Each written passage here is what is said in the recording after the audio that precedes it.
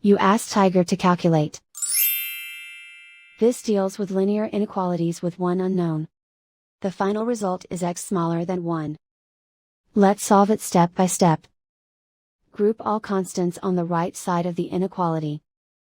Add 8 to both sides.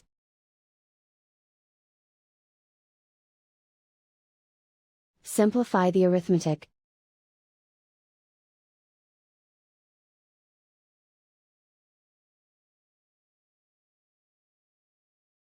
Isolate the x.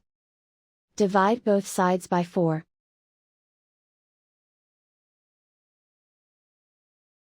Simplify the fraction.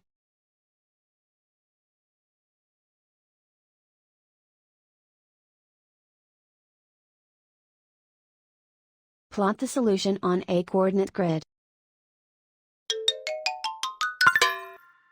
And so the final result is x smaller than 1.